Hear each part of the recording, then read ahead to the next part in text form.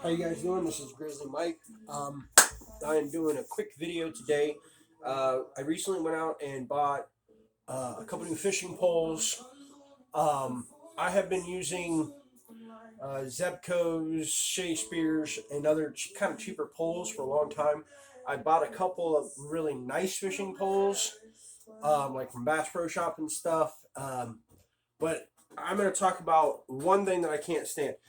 Zebco has went so far down the hole when it comes to their products. I don't know if maybe I just got the really short end of the stick.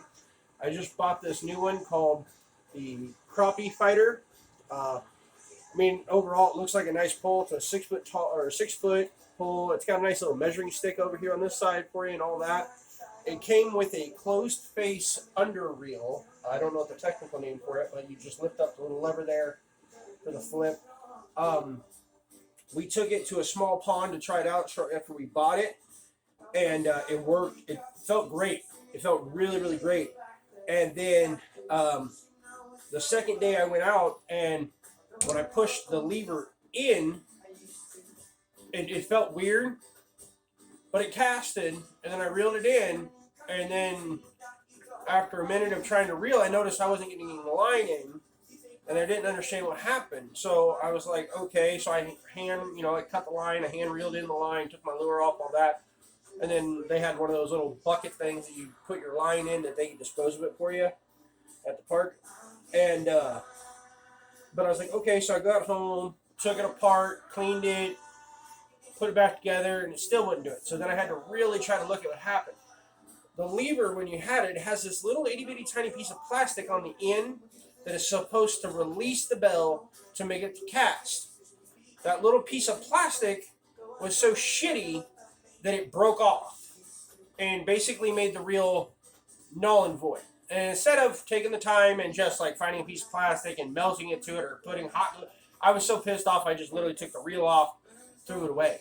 Am I going to get another reel for this pole? Probably, because the pole itself doesn't seem terrible for a crappie rod, but yeah, other than that, it pisses me off that happened on a brand new pole. This pole was like, I think $29.99 or something like that, so 30 some dollars after tax. Uh, so I was pissed off, and I bought this at a Decent or whatever they call it. And when I talked to them, I didn't have my receipt because I didn't think I would need a receipt because I was planning on keeping a pole. So when I talked to them about it, going, oh, well, there's nothing we can do. And I said, okay. I tried to call the Zebco, trying to figure out like a Zebco hotline. Could not get a hold of anybody. So I just said, fuck it altogether. Whatever. I'll throw a cheap Walmart reel on there and call it good. My wife knew that I was pretty pissed off about that. So she went and bought this for me. The Ugly Stik GX2. I've owned one other Ugly Stik, and I had it for about 10 years and absolutely loved the rod. It was a small, like pond style rod. She bought me this one because I like doing a little crappie fishing as well as walleye and stuff like this. And this is what the guy recommended for it at Bass Pro Shop. It was $15 more than what I spent on the crappie rod. So it was like, not even 15, it was like $49 for this. I don't know if it was on sale or what, but I absolutely love this rod. I love this reel. It's super comfortable. I have had no problems. I've used this a total of I fish 3 to 5 times a week, and I've had this since May. So, I'm getting up there probably close to 100. It seems like most days. It's probably more like 50 or 60 times I've been fishing. I have brought in some nice walleye with this already. As well as a couple of good sized carp and a couple nice catfish. So I've had no problems. Bearings feel really good inside of the reel. The rod has great action for being as long. This is I think about a 7-footer. I'm 6'5", so I'm gonna say it's probably about a 7-foot rod.